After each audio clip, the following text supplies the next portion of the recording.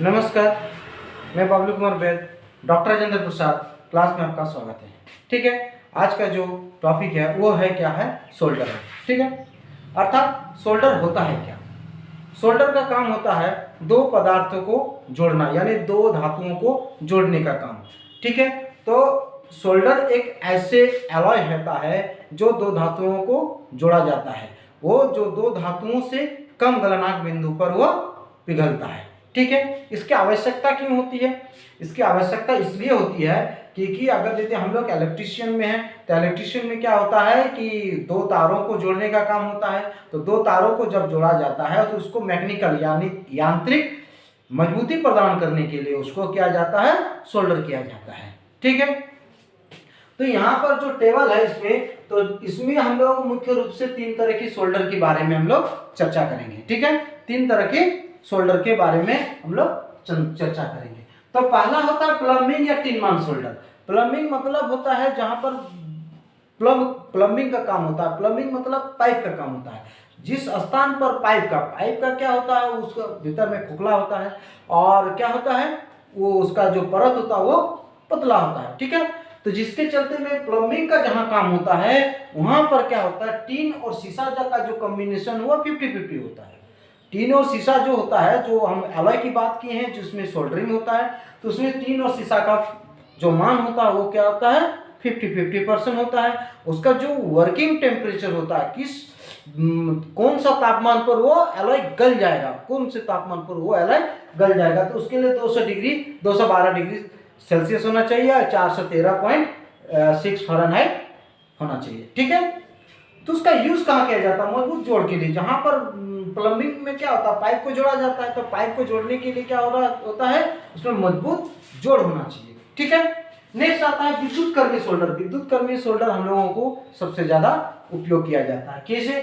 Tin 60%, शीशा 40%, tin 60%, 60-40, 60-40 का combination होता है। टीन 60%, शीशा 40%। इसका जो टेम्परेचर है, किस बिंदु पर वो गलेगा, 185 डिग्री सेल्सियस। ये एग्जाम पर्पस में ये क्या करता पूछा जाता है कि विद्युत कर्मी शोल्डर यानी जो इलेक्ट्रिशियन में प्रयोग होने वाली जो शोल्डर होता है उसका जो टेम्परेचर होता है, किस टेम्परेचर को गलना शुरू हो जाता है। तो आपको दे देगा 183, 150 से 212, 9-9-30। ठीक है, तो आपको क्या करना होगा, जो विद्युत कर्मी शोल्डर के अंतर्गत आता है वो 185 डिग्री सेल्सियस के अंतर्गत आता है। इसका यूज कहाँ किया जाता है, जहां पर हम लोग इलेक्ट्रिकल जोड़ जाते हैं।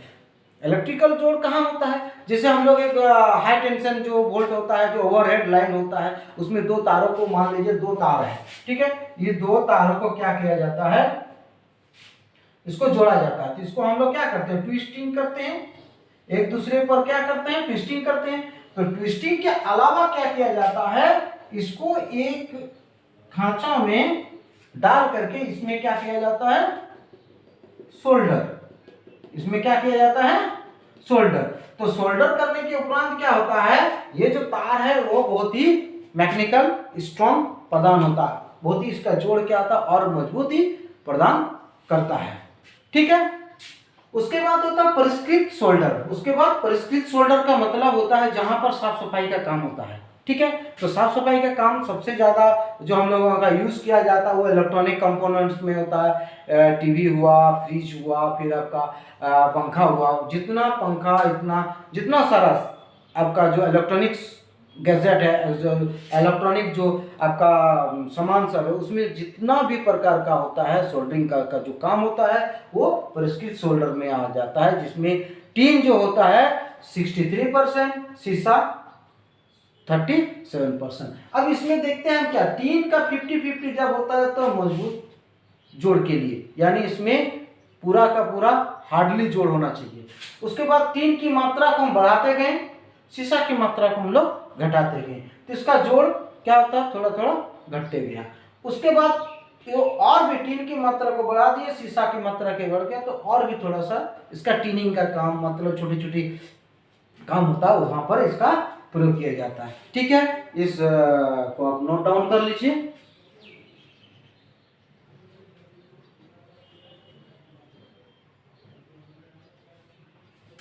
ठीक है, अब देखिए इसमें क्या होता है, कर लिए ना, ठीक है। तो सोल्डर को प्रभावित करने वाले कारक, चलिए नीचे थोड़ा लिख देते हैं।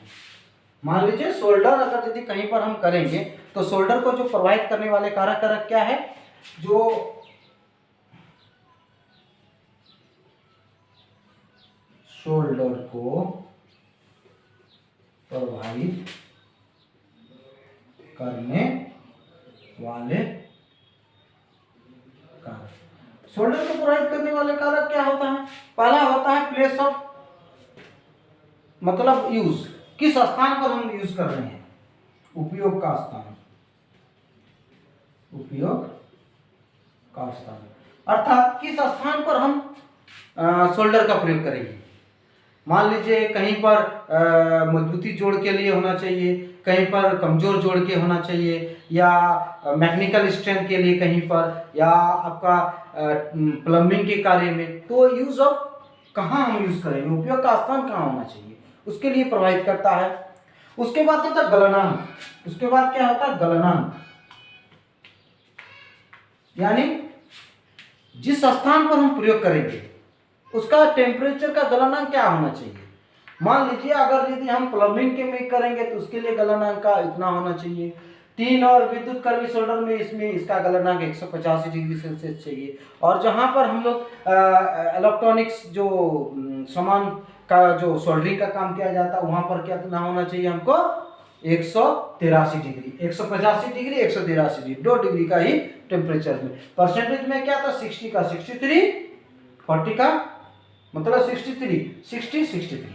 बस इसको याद कीजिएगा तो 100 से उसको घटा दीजिएगा तो हो जाएगा उसमें। उसके बाद होता है ठोसीकरण परास, यानी सोल्डर मतलब जो सॉलिड होता है उस सॉलिड का परास क्या है, उसका रेंज क्या है। मान लीजिए ठोसीकरण परास, ठोसीकरण परास का मतलब होता है क्या?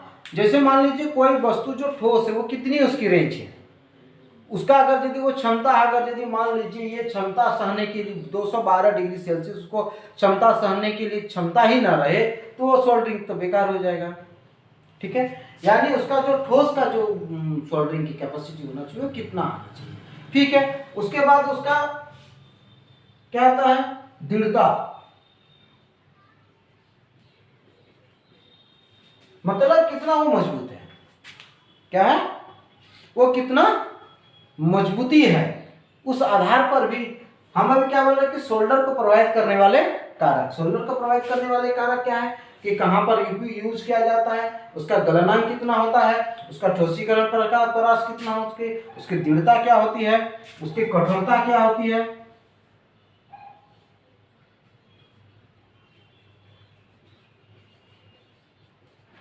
कठोरता क्या होती है, यानी हार्डनेस कितना होना चाहिए जिस वस्तु पर हम सोल्डरिंग करेंगे। मान लीजिए कोई ऐसा इलेक्ट्रिकल कंपोनेंट है जो आपका टेम्परेचर सहने के लिए क्षमता कितना होना चाहिए? 183 डिग्री। इलेक्ट्रिक कंपोनेंट मतलब क्या? जो हम लोग सर्किट बोर्ड होता है, जो टीवी गैजेट जितना सारा होता है उस सर्किट बोर्ड में उस है ना, तो उस बोर्ड में क्या होता है, पूरा का पूरा इस प्रकार का परिष्कृत सोल्डर का प्रयोग किया जाता है। तो कठोरता क्या होना चाहिए? तो कठोरता के आवाज में हम लोग क्या करते हैं, प्रभावित करता है कि कौन सा हम लोग प्रयोग करेंगे। उसके बाद होता है बंदीकरण। बंदीकरण का अर्थ होता है कि कितना सील, उसका सील का एबिलिटी कितना होगा, पकड़। मान लीजिए कोई एक प्लम्बिंग का काम कर रहे हैं, ठीक है, तो प्लम्बिंग के काम करने के लिए हम लोगों को क्या करना चाहिए? टिन मास जो सोल्डर है उसका प्रयोग करना चाहिए। उसके अलावा अगर तो परिष्कृत सोल्डर का प्रयोग करते हैं तो इसका जो कैपेसिटी है पकड़ने के लिए, यानी उसका जो बंद रखने की जो कैपेसिटी है वो तो घट जाएगा। इसीलिए इसमें बंदीकरण का जो होता है अर्थ होता है उसका सील का एबिलिटी कितना होता है, उसकी मजबूती पकड़ने की एबिलिटी कितना होता है, उसकी क्षमता कितनी होती है, और उसका प्राइस के आधार पर भी। तीसरा क्या होता है?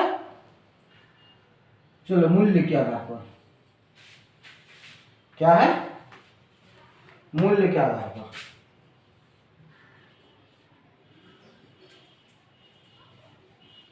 मूल्य के आधार पर क्या होता है?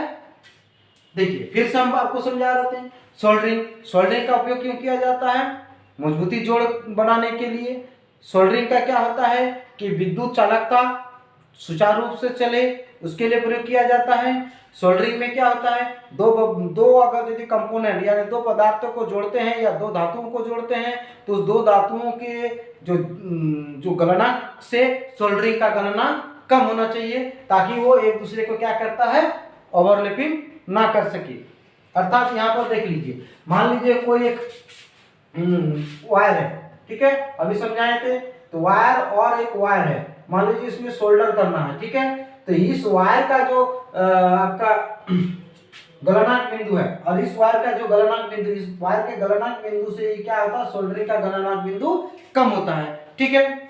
नेक्स्ट आते हैं कि सोल्डरिंग के ये 3 विधियां होती है, पहला, दूसरा और तीसरा विधियां होती है। पहला विधि क्या है, प्लम्बिंग का, दूसरा है विद्युत कर्मी का सोल्डर और तीसरा है परिष्कृत सोल्डर। प्लम्बिंग में क्या होता है, टीन और शीशा का 50-50%, 212 डिग्री सेल्सियस उसका वर्किंग टेम्परेचर होता है, किस लिए, मजबूत जोड़ बनाने के लिए, हैवी ड्यूटी के लिए, ठीक है। उसके बाद आता है विद्युत कर्मी सोल्डर, इसका उपयोग किया जाता है विद्युत जोड़, मतलब विद्युत तारों का जोड़, विद्युत तारों का जोड़ के रूप में क्या किया जाता है, इसका प्रयोग किया जाता है। इसमें प्रयुक्त होने वाले जो पदार्थ होता है वो क्या कहता है, टीन और शीशा, टीन 60%, शीशा 40%। नेक्स्ट आता है परिष्कृत सोल्डर। परिष्कृत सोल्डर में क्या होता है, टीन 63%, शीशा 37%, ठीक है। उसका गलनांक बिंदु कितना, 183 डिग्री। इसका गलनांक बिंदु जो विद्युत कर्मी वाला होता है वो 185 डिग्री, ठीक है। याद रखिएगा ये दोनों पॉइंट, ठीक है। उसके बाद टिनिंग इलेक्ट्रॉनिक्स होता है, इलेक्ट्रिकल कंपोनेंट में जो प्रयोग किया जाता है वो क्या होता है, उसको परिष्कृत सोल्डर क्या बोला जाता है। सोल्डर को जो प्रभावित करने वाले कारक क्या होता है, उपयोग का स्थान कहां पर हम यूज करेंगे, ठीक है, प्लम्बिंग के कार्य में, विद्युत कर्मी के रूप में या परिष्कृत सोल्डर में या कोई सर्किट बोर्ड में, उसका प्रयोग का स्थान क्या होना चाहिए, उसके आधार पर गलनांक, हम जो सोल्डर का प्रयोग कर रहे हैं उसका गलनांक बिंदु कहां पर होगा। मान लीजिए एक सपोज एक इलेक्ट्रॉनिक कंपोनेंट है जहां पर सर्किट आपका रखा हुआ, उसमें हम अगर देखते हैं ये टिनमान सोल्डरिंग का प्रयोग करते हैं तो वहां पर क्या होता है, 212 डिग्री सेल्सियस जो 183 डिग्री सेल्सियस का मैक्सिमम उसको ये किया जाता है 212 डिग्री सेल्सियस, जिसके अंतर्गत क्या होता है, वो जो बोर्ड होता है वो बोर्ड गलना चालू हो जाएगा, ठीक है। उसके बाद आता है ठोसीकरण परास। उसका जो मान लीजिए प्लम्बिंग का काम है, उसका भी पाइप है, पाइप का जो ठोस है, ठोस का उसका जो परास कितना है, उसको कितने सहने की क्षमता होती है, उस आधार पर क्या किया जाता है, आपको सोल्डरिंग प्रभावित करने वाले कारक है। नेक्स्ट करता है मजबूती कितनी होती है, कठोरता कितनी होती है, और बंदीकरण मतलब सील का एबिलिटी कितना होता है, वो कितना बढ़िया से पकड़ करके रख सकता है। और मूल्य के आधार पर इंपॉर्टेंट होता है कि हम कि कहां पर प्रयोग किया जाता है, जो हम सोल्डरिंग का प्रयोग करेंगे, ठीक है। ओके, नेक्स्ट क्लास में हम देखते हैं कि सोल्डरिंग में होने वाले पदार्थ क्या होता है, जैसे अभी टीन और शीशा होते हैं, और एक पदार्थ होता है जो फ्लक्स के रूप में हम लोग प्रयोग करते हैं, ठीक है। यह फ्लक्स के रूप में नेक्स्ट क्लास में आप लोगों को बताया जाएगा, ठीक है। Thank you.